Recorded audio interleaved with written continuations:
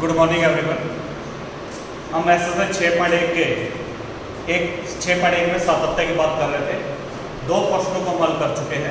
अब हम तीसरे क्वेश्चन की बात करते हैं। क्वेश्चन नंबर 3 में हमें कहते हैं कि k का मान ज्ञात करो। k का मान ज्ञात करो यदि फलन f x बराबर x की power 3 plus x square minus 16x plus 20 बटे x माइनस 2 का होल स्क्वायर जब x not equal to 2 and k जब x इक्वल टू 2 x बराबर 2 पर सतत।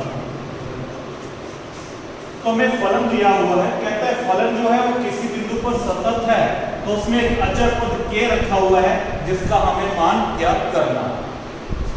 तो यहाँ पर हमें सातत्य की जांच नहीं करनी, यहाँ पे फलन सतत है, k का मान निकालना है।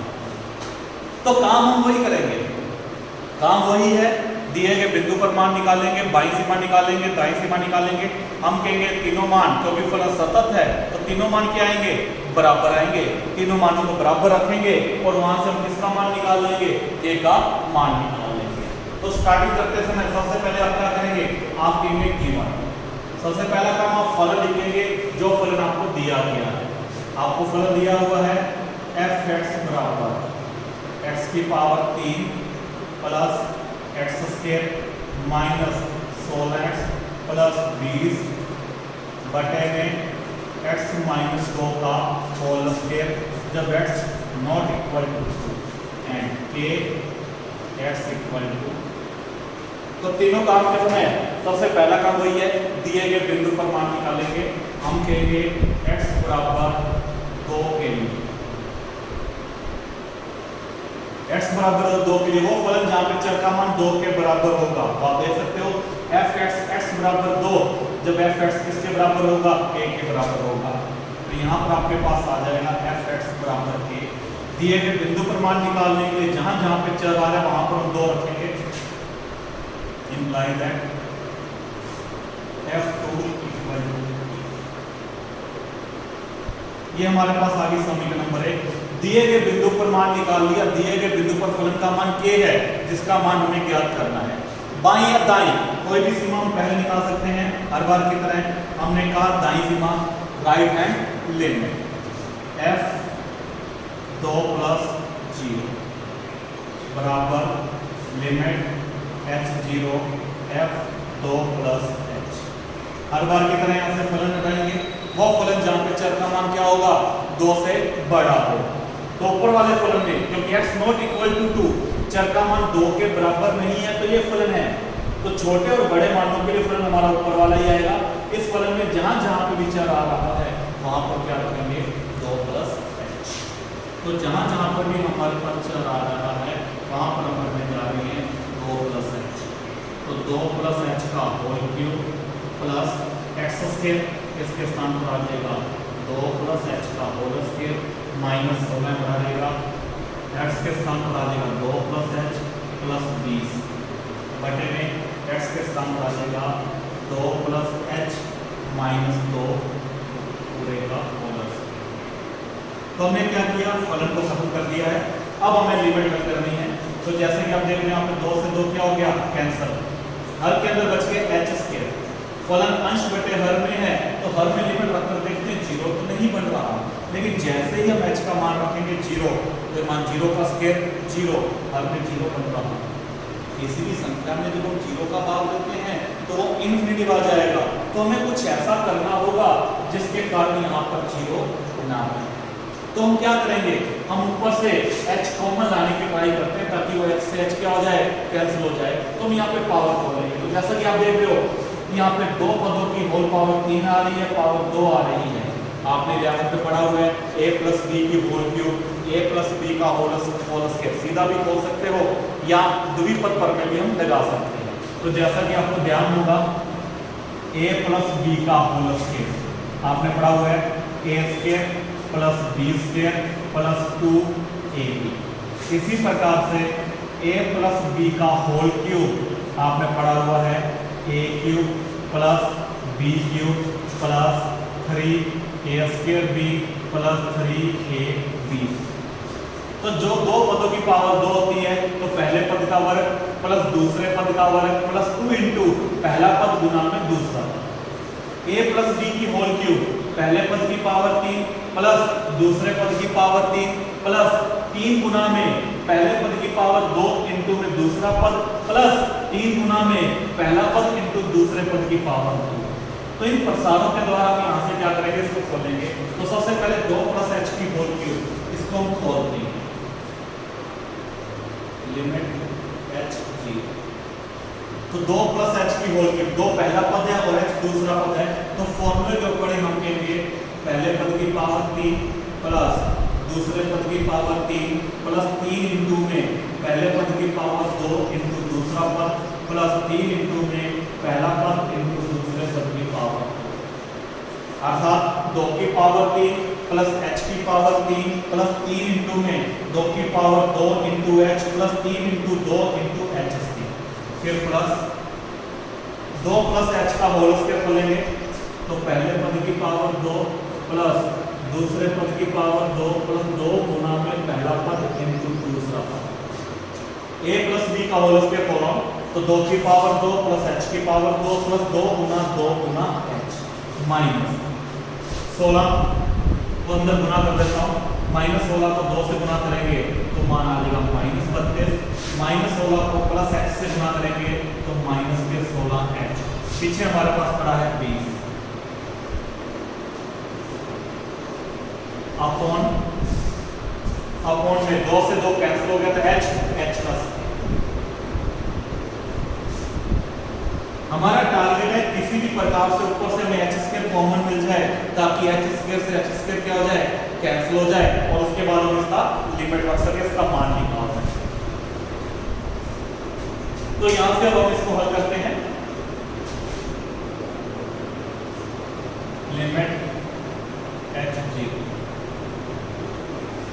2 की पावर 3 8 प्लस एच की पावर 3 2 गुना 3 गुना 2 की पावर 2 गुना एच, 2 की पावर 2 4 को 3 से गुना किया 12 इंटू एच तो प्लस 12 एच प्लस 3 गुना 2 गुना एच स्क्वायर, 3 को 2 से गुना करेंगे 6 into h square plus 6 h square plus 2 की power 2 4 plus 4 plus h square आ जाएगा प्लस 2 गुना एच, 2 को 2 से गुना किया 4 को एच से गुना किया 4h तो प्लस में 4h माइनस में 32 माइनस 16h प्लस 20 ये पड़ा रहेगा माइनस 32 माइनस 16h प्लस 20 बटे में h स्क्वायर।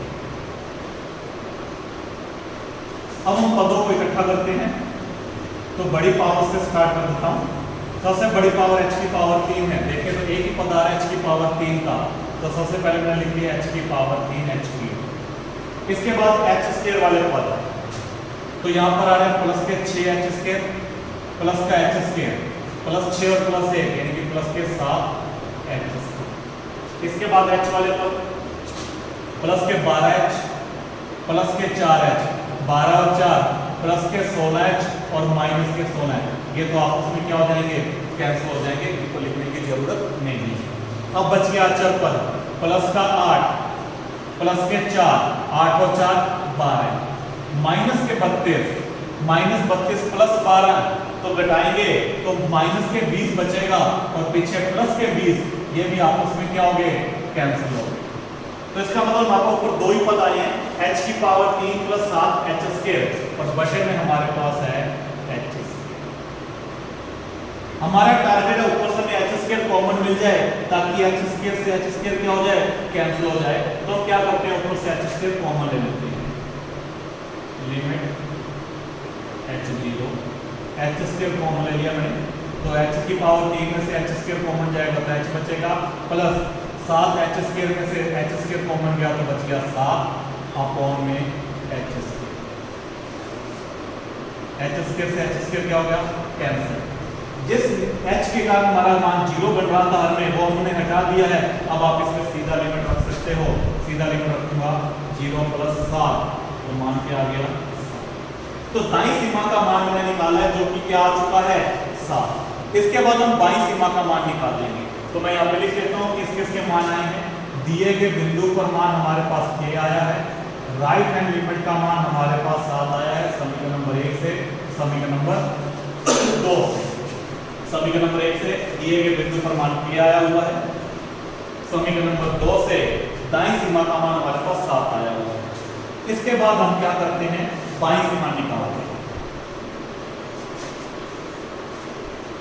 क्योंकि हम तीनों मान निकालेंगे। उसके बाद हम कहेंगे फलन सतत है, तीनों मान को क्या करेंगे, बराबर।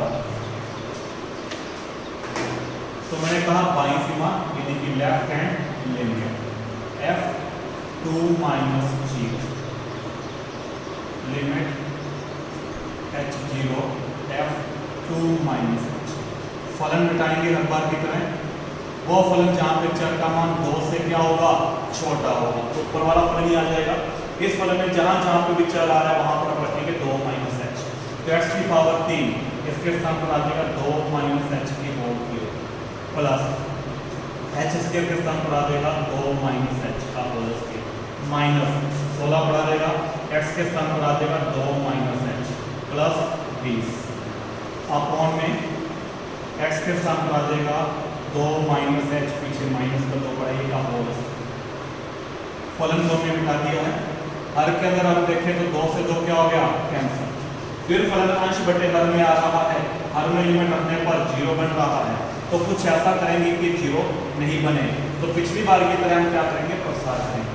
पिछली बार हमने a + b की होल क्यूब और a + b के होल स्क्वायर की बात की थी, यहाँ पे पावर 3 आ रही है, तो फॉर्मूले आपको याद होंगे, a - b का होल क्यूब बराबर होता है a³ - b³ - 3a² plus 3ab², और a + b का होल स्क्वायर होता है, a - b का होल स्क्वायर होता है a² plus b² minus 2a। तो यहाँ पर हम इन फॉर्मूलों के ऊपर इसका प्रसार करते हैं। अब करते हैं लिमिट h0 2 + 2 - h का होल क्यूब यानी कि a - b के होल क्यूब की फॉर्मूला बनता है। तो रिजल्ट आता है पहले पद की पावर 3 माइनस दूसरे पद की पावर 3 माइनस 3 इंटू में पहले पद की पावर 2 इंटू दूसरा पद प्लस 3 इंटू में पहला पद इंटू दूसरे पद की पावर 2। तो ये मैंने 2 - h का होल क्यूब बोल दिया है प्लस 2 - h का होल स्क्वायर, तो पहले पद की पावर 2 प्लस दूसरे पद की पावर 2 माइनस 2 इंटू में पहला पद इंटू दूसरा पद माइनस 16 इंटू 2 - h, तो ब्रैकेट खोल देते हैं। -16 को 2 से गुणा करेंगे तो -32 हो जाएगा, -16 को -h से गुणा करेंगे तो प्लस के 16h आ जाएगा। पीछे हमारे पास पड़ा है 20 अपॉन में वही वैल्यू -h का होल स्क्वायर, -h का होल स्क्वायर मतलब h। अब हम ऊपर ब्रैकेट वगैरह सारे खोल देते हैं, देखते हैं क्या क्या बचता है।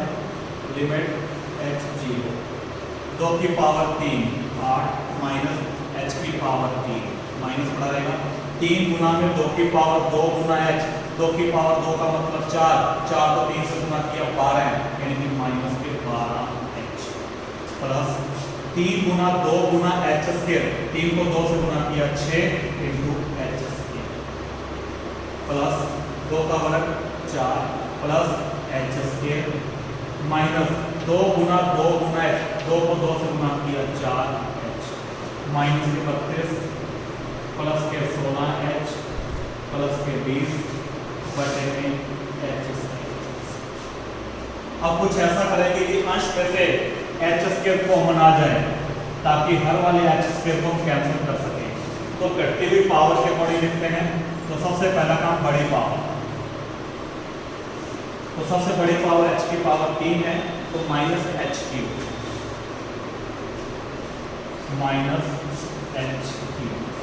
इसके बाद छोटी पावर यानी कि h स्क्वायर, तो प्लस का 6h स्क्वायर और प्लस का h स्क्वायर ये दोनों मिलकर बना देंगे प्लस का 7h²। फिर h वाले पर माइनस के 12h माइनस के 4h, यानी कि माइनस के 16h प्लस के 16h, ये आपस में कैंसिल हो जाएंगे।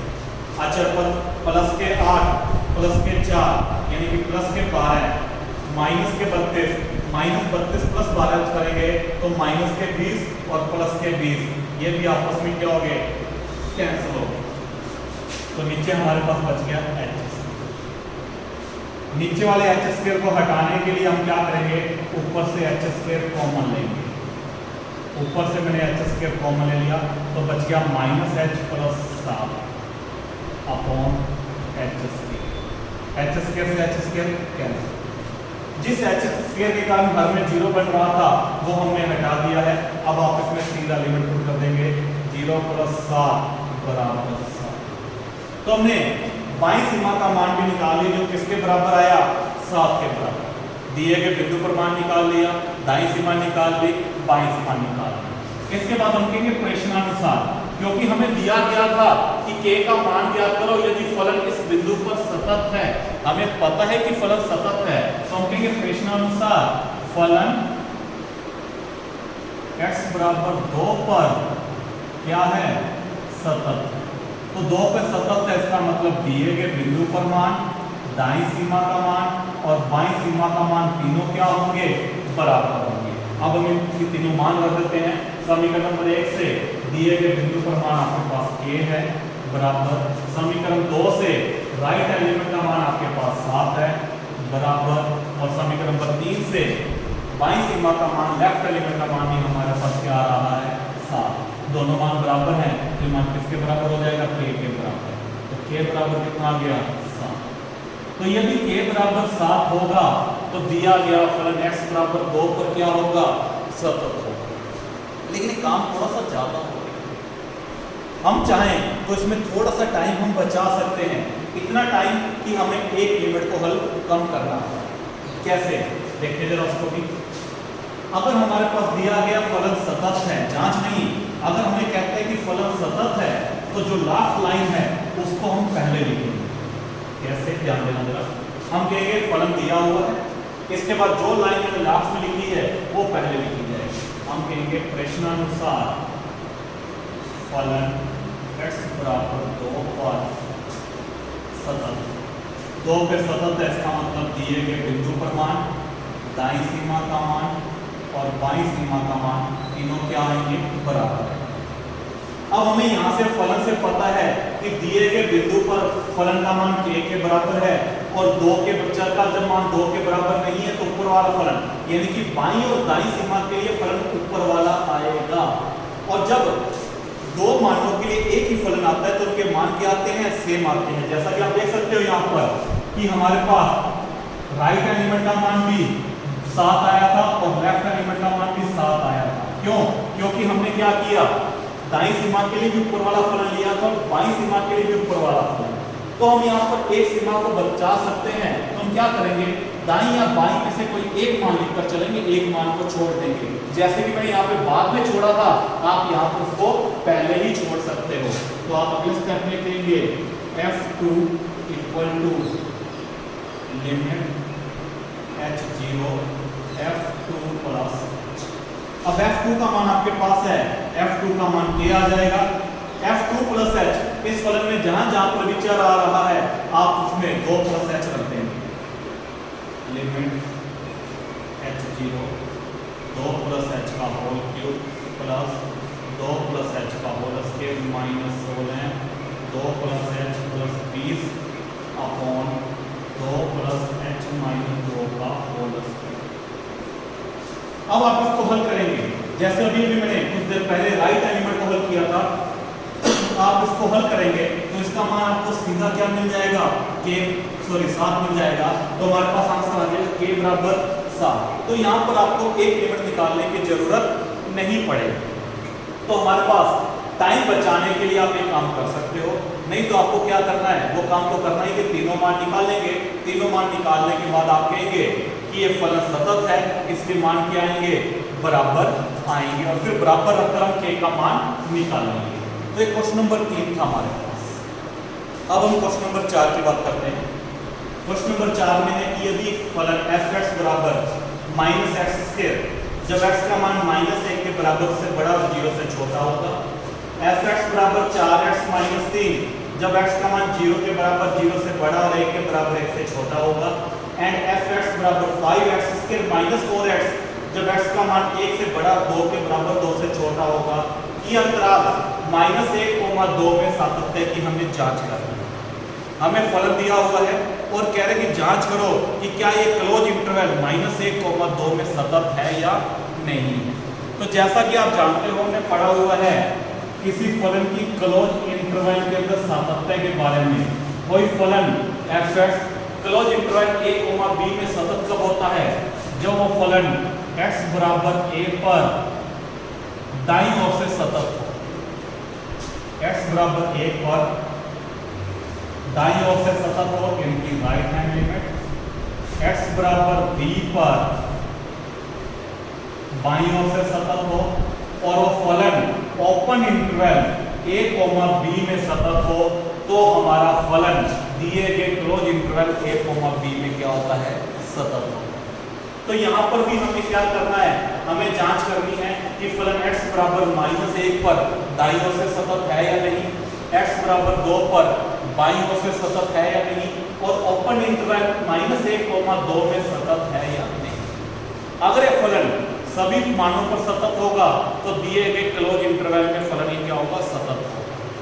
लेकिन यदि ये फलन किसी भी एक बिंदु पर अर्थात -1 से लेकर 2 के बीच में किसी भी एक बिंदु पर यदि फलन असतत हुआ तो फलन दिए गए क्लोज इंटरवल में क्या होगा? असतत होगा। तो हम स्टार्टिंग करते हैं। तो यहाँ पर अगर हम बात करें जैसे कि -1 पर दाईं ओर से, तो फलन को अगर ध्यान से देखें, चर का मान -1 के बराबर और -1 से बड़ा, यानी कि दिए गए बिंदु पर और राइट एलिमेंट के लिए फलन हमारा ऊपर वाला ही आएगा। जैसा कि मैंने आपको पिछले न्यूमेरिकल में भी कहा था, यदि फलन एक ही आता है तो उसके मान क्या आते हैं? बराबर आते हैं। तो दिए गए बिंदु पर और राइट एलिमेंट का मान एक ही फलन पर आ रहा है तो मान जरूर बराबर आएगा। तो इसका मतलब फलन x बराबर -1 पर क्या होगा? दाईं ओर से सतत होगा। 2 की बात करें, x बराबर 2 से और 2 से छोटे मानों के लिए भी फलन नीचे वाला आ रहा है। इसका मतलब ये फलन दिए गए बिंदु और बाईं ओर से ये फलन एक ही होने के कारण x बराबर 2 पर ये बाईं ओर से क्या होगा? सतत होगा। ये हमने रफली आइडिया लगाया है। अंतर कहां पर आएगा? बीच के मान -1 और 2 के बीच के मान 0 और 1 की बात करूं तो जैसा कि आप देख रहे हो, 0 से छोटे मानों के लिए ऊपर वाला फलन और 0 से बड़े मानों के लिए फलन नीचे वाला। तो यहाँ पर हमारा फलन जो है वो चेंज हो रहा है। तो 0 पर डाउट है कि फलन सतत होगा या नहीं, तो हम सबसे पहले किसकी जांच करेंगे? 0 पर जांच करेंगे। 1 की बात करें, 1 के बराबर और से छोटे मानों के लिए ऊपर वाला फलन और 1 से बड़े मानों के लिए नीचे वाला फलन, तो 1 पर भी फलन क्या हो रहा है? चेंज हो रहा है। तो हम सबसे पहला काम 0 और 1 पर जांच करेंगे। यदि फलन 0 और 1 पर सतत हुआ तो बिल्कुल हम x बराबर -1 पर दाईं ओर से सातत्य की और x बराबर 2 पर बाईं ओर से सातत्य की जांच करके दिखाएंगे। लेकिन यदि ये फलन 0 और 1 पर सतत नहीं हुआ तो हमें जांच करने की जरूरत ही नहीं है उन पर, क्योंकि फलन 0 पर या 1 पर असतत है, अतः फलन दिए गए अंतराल में क्या होगा? असतत होगा। तो सबसे पहला काम अपने 0 की बात करते हैं। तो मैं यहीं से इसको लिखना चालू कर देता हूँ। तो लिखने का भी तरीका होता है। तो सबसे पहला आप क्या करेंगे? आप फलन निकालेंगे कि हमें फलन क्या दिया गया, गिवन f(x) बराबर। अब सबसे पहला पॉइंट आप बात करेंगे x बराबर 0 के लिए।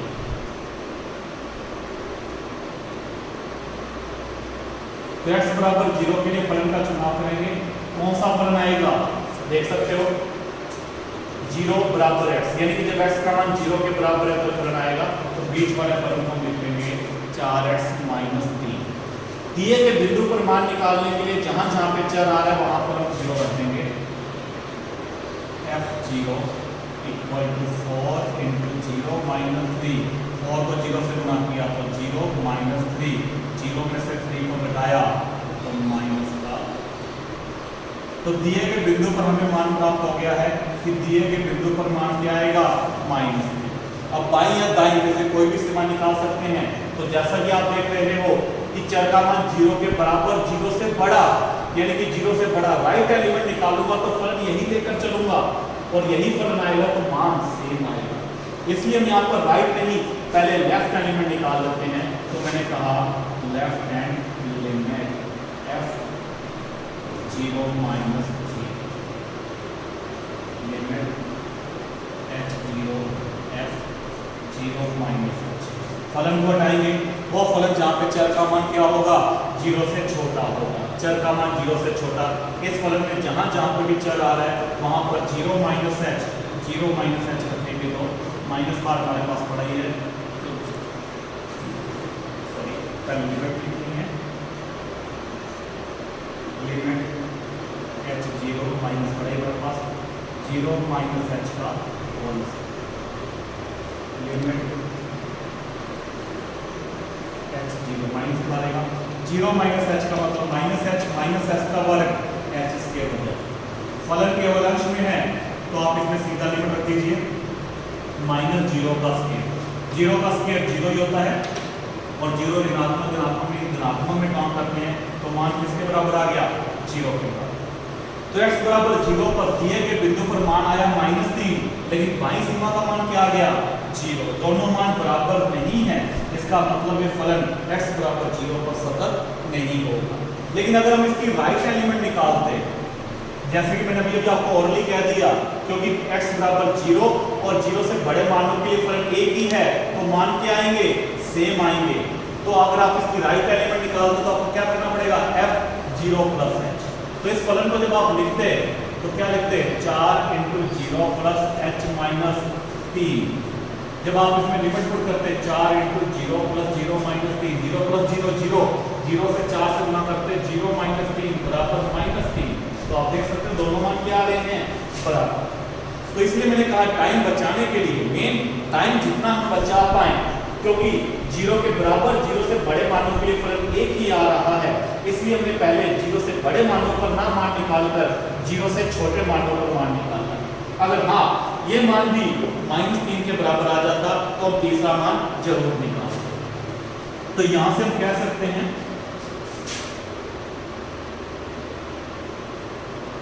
समीकरण 1 व 2 से f0 not equal to left element अतः फलन x बराबर 0 पर सतत नहीं। इसके बाद हम सेकंड पार्ट की बात करते हैं, सेकंड पार्ट 1 की बात करते हैं। हमने कहा x बराबर 1 के लिए फलन का चुनाव करेंगे, f(x) बराबर वो फलन जहां पे चर का मान 1 के बराबर है। तो आप देख सकते हो x का मान 1 से छोटा 1 से बराबर, ऊपर वाला फलन। इस फलन में जहां जहां पर भी चर आएगा वहां पर अपने बाद में मान रखेंगे। सबसे पहले मैंने फलन का चुनाव किया है। अब दिए गए बिंदु पर मान निकालने के लिए जहां जहां पर भी चर आ रहा है वहां पर मैंने 1 रख दिया, 4 से 1 से गुणा किया 4 माइनस 3, तो 4 में से 3 को बजाय तो मान आ गया 3। तो दिए गए बिंदु पर मान अपने को प्राप्त हो गया। अब बाईं या दाएं, तो जैसा कि आप देख रहे हो x less than equal to 1, 1 के बराबर और 1 से छोटे मानों के लिए फलन यही आ रहा है। तो जो मान 1 पर आया है वही मान इसकी बाईं सीमा पर आएगा। तो हम पहले बाईं नहीं, पहले कौन सी सीमा, दाईं सीमा निकालेंगे। तो हमने कहा right hand limit f1 plus g limit h0 f1 plus वो फलन जहां पे चर का मान 1 से बड़ा है। इस फलन में जहां जहां पे भी चर आ रहा है वहां पर हम रखेंगे 1 प्लस लिमिट h0 5 इंटू में 1 प्लस h का whole square minus 4 into 1 plus. फलन केवल अंश में है तो आप इसमें सीधा लिमिट रख सकते हो, वर्ग वगैरह खोलने की जरूरत नहीं है। तो मैं अगर सीधा लिमिट रख दूं तो जहां जहां पर h आ रहा है वहां पर मैंने 0 रख दिया है। 5 इंटू 1 प्लस 0 का मतलब 1 का स्क्वायर 1 हो जाएगा माइनस 4, 1 प्लस 0 का मतलब 1, 5 को 1 से गुणा किया 5 माइनस 4 को 1 से गुणा किया 4, तो टाइम का मान कितना आ गया हमारे पास 1 आ गया। तो दाई सीमा का मान 1 आ चुका है, दिए गए बिंदु पर भी मान 1 था, दोनों मान सेम है। अब हमें तीसरा मान निकालना ही पड़ेगा। अब हम इसकी बाई सीमा की बात करेंगे, हम कहेंगे left hand limit f1 minus 0। अगर दोनों मान सेम नहीं होते तो क्वेश्चन खत्म हो जाता, दोनों मान सेम है, इसलिए हम तीसरा मान निकाल लेंगे। वो फलन जहां पे चर का मान क्या है, 1 से छोटा है, तो 1 से छोटा इस फलन में जहां जहां पर भी चर आ रहा है वहां पर रखेंगे 1 minus h limit h0 4 into में 1 माइनस h माइनस 0। फलन केवल अंश में है तो आप हर बार की तरह सीधा लिमिट रख सकते हो 4 इंटू 1 में से 0 को घटाया तो 1 माइनस 3, 1 को 4 से गुणा किया तो 4 माइनस 3 बराबर 3। तो दिए गए बिंदु पर मान हमारा 1 आ रहा है, दाई सीमा का मान 1, बाई सीमा का मान 1, तीनों मान क्या आ रहे हैं, सेम आ रहे हैं। तो आप कह सकते हो समीकरण नंबर 3, 4 व 5 से f1 बराबर राइट हैंड लिमिट बराबर लेफ्ट हैंड लिमिट, अतः फलन x बराबर 1 पर क्या है, सतत। तो जैसा कि बात कर रहे थे, 0 पर असतत है, 1 पर सतत है, हमें क्लोज इंटरवल की बात करनी है।